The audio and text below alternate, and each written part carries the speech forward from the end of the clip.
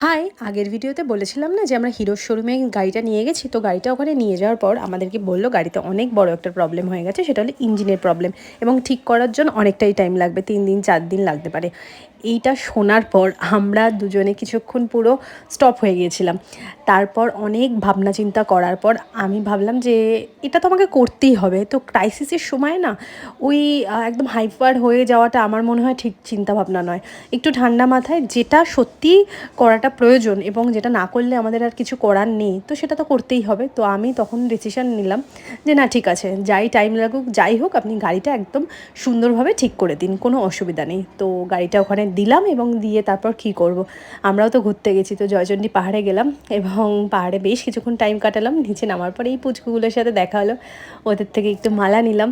বেশ ভালো, তোমরা গেলে অবশ্যই ওদের কাছ থেকে মালা নিও। তারপর বেরিয়ে পড়লাম আবার বড়ন্তি আসার জন্য, কারণ আমাদের রিসর্টটা তো বড়ন্তিতে নেওয়াই ছিল।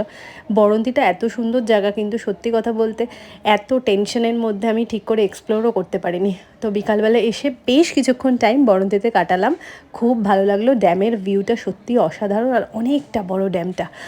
তো বেশিক্ষণ টাইম ওখানে কাটাতে পারিনি ঠিকই, তো যাই হোক। আর এটা হলো আমাদের এই রিসর্টটা ছিল, এর নাম কাঁচা হলুদ রিসর্ট। খুবই ভালো, লোকগুলোও খুব ভালো। আর এইটা হলো আমাদের আগের রিসর্ট, যেটায় প্রথম গিয়ে আমরা চেক ইন করেছিলাম। তারপর বেশ কিছুক্ষণ টাইম ঘোরাঘুরি করে রাতে ডিনার করে ফেললাম। চলো আজকের জন্য টাটা।